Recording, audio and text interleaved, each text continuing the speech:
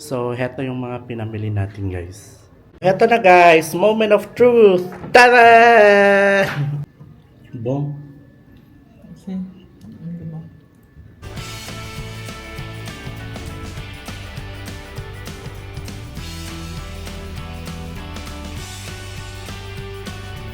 Welcome sa Filipino sa Africa. Hello guys, welcome back sa Filipino sa Africa. So ngayon, si mamalengke kami.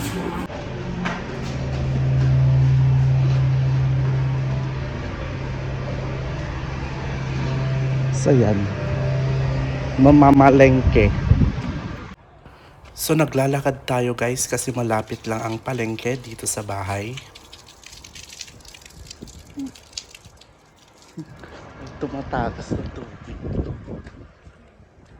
Balikan ko kayo later guys kasi hindi ako confident na dalhin tong camera.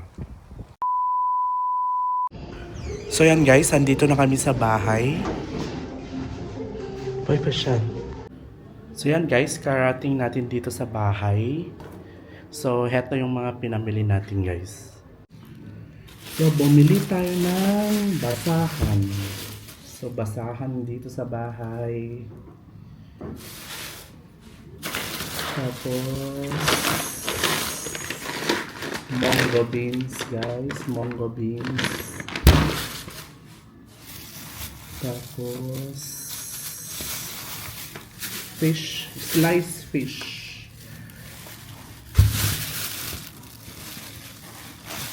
Repolyo kasi mahilig kami sa pansit.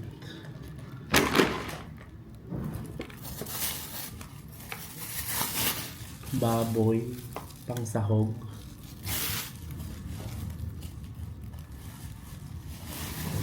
Mga oranges guys. 40 pesos.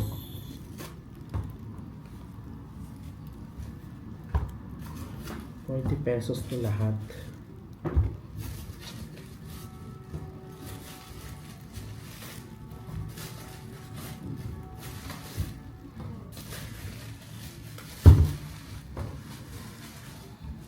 So yan guys, 40 pesos. Tapos carrots. Tapos ginger. So yan guys ang binili namin for this week ni Tia. So yan guys, katatapos natin mamalengke. So ngayon magluluto tayo ng monggo. Ginisang monggo. At ito ang ating ulam for today. Lunch time. So, igisa lang natin ng maayos yung ating pork. So, kailangan lumabas ang kanyang oil. So, yan guys. Luto na yung ating pork. Lagay na natin yung garlic.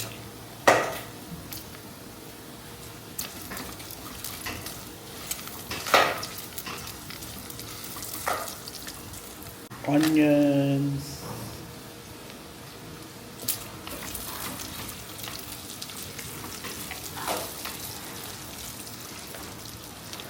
Sunod natin ang luya.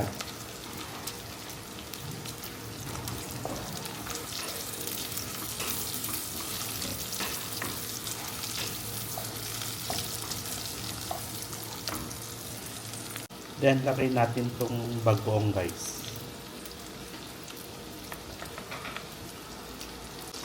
So, bagoong yan na aking blender at ginawa. So, homemade yan guys.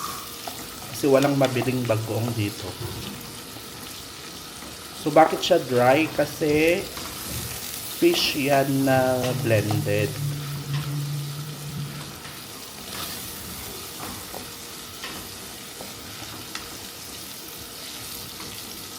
So yan, gisa natin para mawala yung amoy ng bagoong.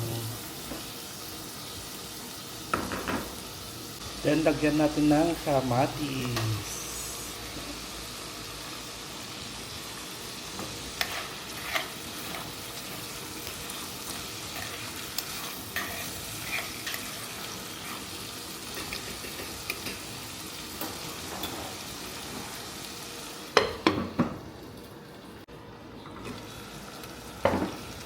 So yan na guys, luto ng ating kamatis. Lagay na natin ang ating monggo.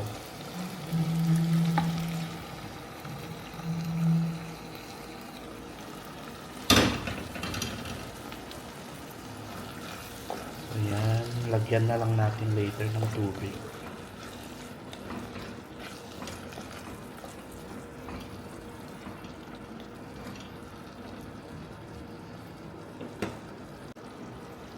So, lagyan natin ng konting tubig. Then, haluin natin.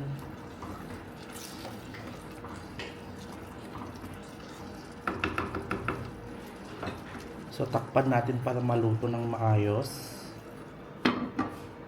Eto na guys, moment of truth! Tada! Yan. Ginisang monggo, fried fish. Primero wish, Santi vai comer con la cine. Okay. Ginisang monggo. Vai dizer, San mongo. ginisang? Ginisan mongo. Sí. Vamos comer.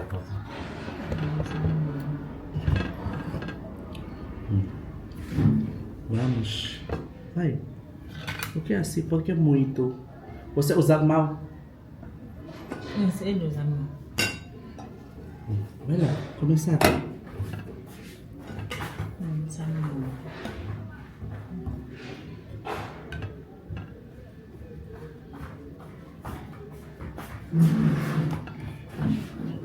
Ai, ai, ai.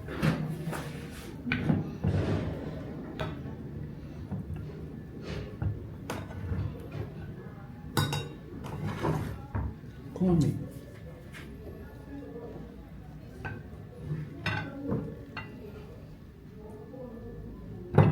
So, nag-crave ako ng ginisang monggo guys, kaya nagluto ako.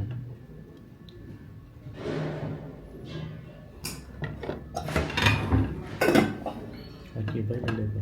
Tuwa fish. San mongo. Nakil fish yung hala. Kasi pedjaw. Problema aqui na Mozambique não usa assim. Né?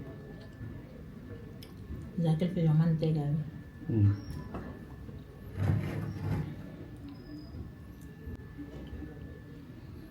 Bala levar aquela.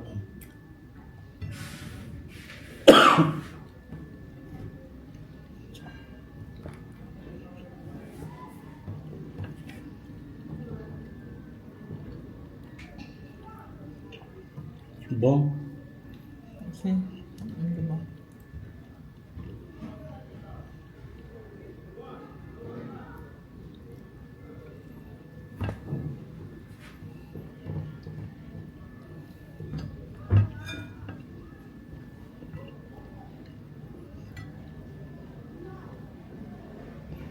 Tem nome de fish assim aqui no Moçambique?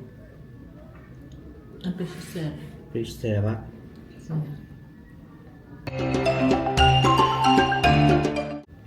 Eu esqueci de comprar folha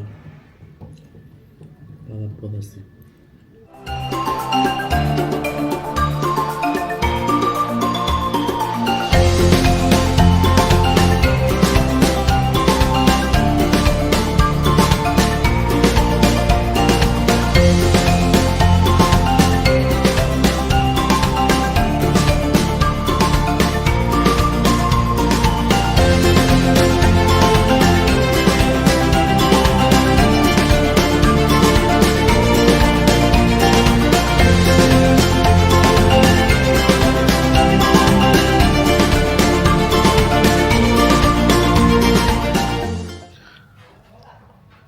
So ayan guys, tapos na kaming kumain ni Tia. So tatanungin ko siya kung anong nota ang ibibigay niya. Você dá nota baixo, 10 alto. Qua? kumita. Yeah. Anima. Ha? 10? 10. Perfeito, por quê? Porque é muito bom. Muito bom. Gostar.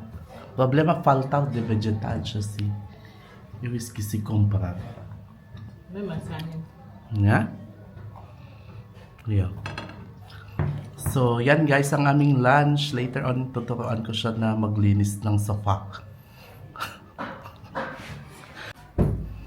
Turuan ko si Tian na maglinis ng sofa. Okay, Elin. Tirap. Kasi, yeah.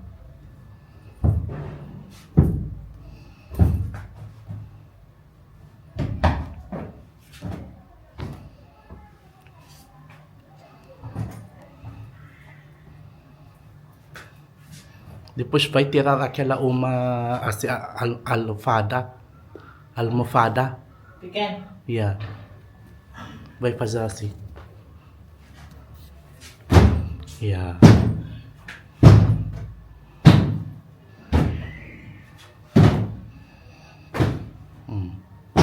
Ali na embaixo. Assim. Depois arrumar aquela embaixo. O que você vai fazer assim? Não é assim. Assim. Não é só assim. Vai arranjar bem assim.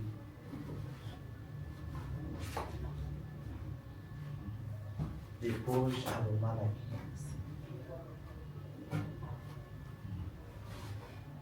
Depois vai lá devolver de lá.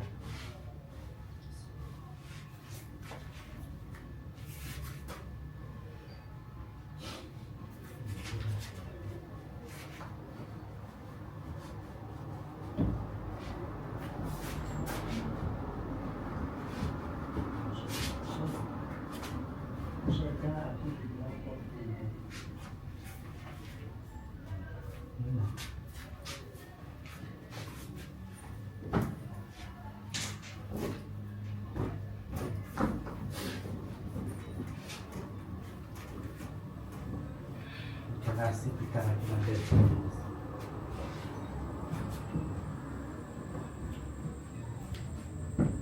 Só assim, só. Depois devolver aqui também.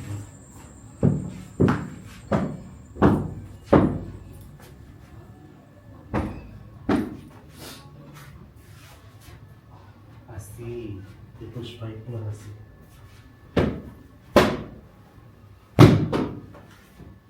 Assim. Yeah. Agora saber. Yeah. Cada vez você vai limpar. Vai ficar assim. Yeah.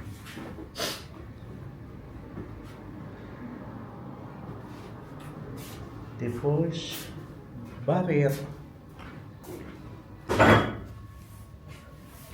So as you see guys, tinuturoan ko pa si Tia kung paano properly ayusin yung bahay na based sa standard or gusto ko. Kasi gusto ko pagka-uwi ko ng school or sa work, kahit papano maayos yung bahay at maaliwalas para makapagpahinga ako ng mabuti. Kasi ang pangit naman na pagod ka na sa work, tapos pagka-uwi mo pa ng bahay, ang kalat-kalat at ang gulo-gulo. So yan guys, ang ating vlog for today na kung saan pinatry natin kay Tia ang ating tinatawag na ginisang monggo. So yan guys, so if you like this kind of video, please don't forget to click that thumbs up button and subscribe to my channel. Until our next one, bye!